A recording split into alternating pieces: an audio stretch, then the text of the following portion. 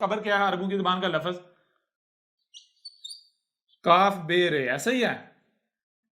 جی سر. یہ 3 جو ہے حروف کا مجموعہ ہے. نمبر پہ 1 کاف بے اور رے. ٹھیک ہے جی. کاف کیا ہے؟ کاف کو ہم آسانی سے سمجھ لیتے ہیں، یہ گول دائرہ ہے، وجود کا اظہار کر رہا ہے، کوئی بھی شے، کوئی بھی وجود. اس کے اوپر یہ 2 ڈاٹ جو ہیں، یہ کیا ہیں؟ 2 آنکھیں ہیں. 2 آنکھیں مطلب کیا؟ کسی شے پر نظر ہونا، توجہ ہونا. کس کے پیچھے آپ پڑے ہوئے ہیں؟ سمجھا نہیں آ رہی؟ آپ کی نظر کس کے اوپر ہے؟ ٹھیک ہے نا. آپ کی توجہ کس کی طرف ہے؟ آپ کی ڈائریکشن، آپ کا رخ. سمجھا رہی ہے؟ یعنی جو بھی صلاحیتیں آپ کو دی ان کا رخ. اب یہ کیا ہوتا ہے؟ یہاں سے شے کو اٹھا کر واپس یہاں لے آنا، شے کو پکڑ کر آگے وہاں سے ہٹا دینا، کہیں اور لے جانا. فطرت کیا کرتی ہے؟ فطرت یہ کام کرتی ہے. فطرت یہ نہیں کرتی، مثال کو بھئی یہ دیکھیں، یہ نہیں کرتی کہ اس کو ادھر لے کے جا کے ادھر لا رکھا. نہیں، فطرت یہ نہیں کرتی کہ اس کو یہاں سے ادھر لے کے جا کے یہ ایسے ادھر لے گیا. نہیں، فطرت کیا کرتی ہے؟ غور کیجئے گا. فطرت جو ہے نیچر، وہ نیچر میں اس کا یہ جو مقام ہے، یہاں سے اٹھا کر آگے جو اٹھا کے پھر آگے واپس جو آگے مقام ہے وہاں جا رکھتی ہے. سمجھا رہی ہے بھی نہیں آ رہی؟ اور پھر جب وہ سٹیج، وہ مرحلہ پورا ہو جاتا ہے تو وہاں سے پھر اٹھا کے کیا کرتی ہے؟ آگے لے جاتی ہے. وہاں سے پھر اٹھا کر آگے لے جاتی ہے. سمجھا؟ یہ سلسلہ چلتا جا رہا ہے. تو اب یہ جو سلسلہ ہے، اس کو واضح کرنے کی، اس میں سے کوئی ایک لے لیں تو وہ واضح کر دیتا ہے، جو کہ کاف بن جاتا ہے. کلیئر ہو رہا نہیں ہو رہا؟ جی. یعنی یہ جو پروسیس ہے، اس کو صرف یہی ایک جو ہے واضح کر دیتا ہے. یہ جو ہے کاف کتنی بار؟ 1 بار، 2 بار، 3 4 5 6 7 8 9، جتنے بھی مراحل ہیں. اچھا، یہ ہو گیا کاف. کاف کا مطلب کیا ہے؟ کاف کا مطلب یہ ہے کہ ایک وجود دیکھیں اس وقت، یہ جو وجود ہے اس وقت جو ہے وہ یہاں ہے 0 پر. ٹھیک ہے نا. تو اب آپ کی آنکھیں، یعنی رب کی فطرت کی آنکھیں، توجہ اس کے اوپر ہو گئی. فطرت اس کو یہاں سے اٹھا کر کیا کرتی ہے؟ آگے جو اس کا مقام ہے وہاں لے جاتی ہے. ٹھیک ہے نا. وہاں جب یہ اپنی ذمہ داری پوری کر لیتا ہے تو فطرت پھر اس کی طرف توجہ کرتی ہے، اس کو یہاں سے اٹھا کر پھر آگے لے جاتی ہے، پھر وہاں سے اٹھا کر پھر آگے لے جاتی ہے، پھر یہاں سے اٹھا کر پھر آگے لے جاتی ہے.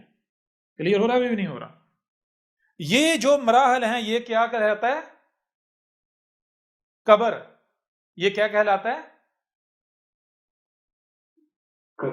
قبر. کیسے قبر کہلاتا ہے؟ غور کیجئے گا.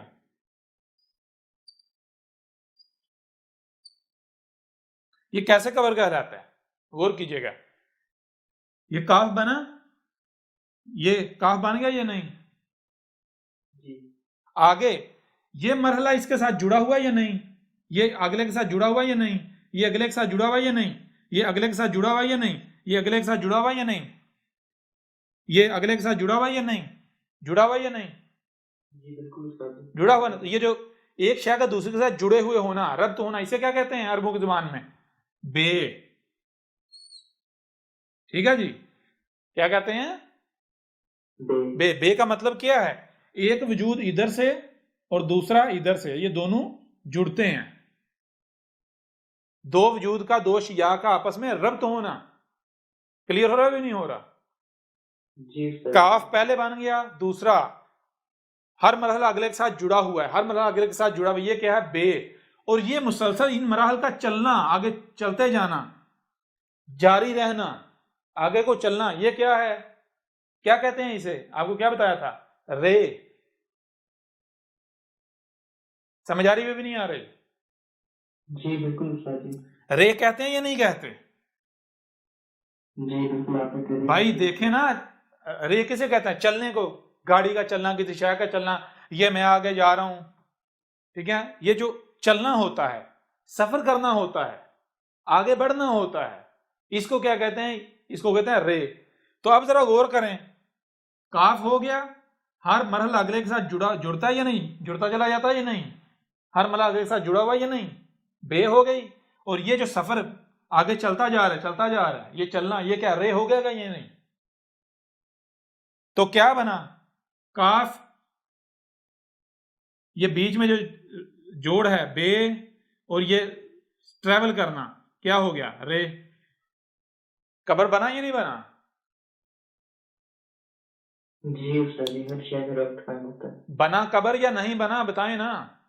بالکل بن گیا استاد جی. یہ ہے یوم القیامہ سے پہلے. یوم القیامہ کیا؟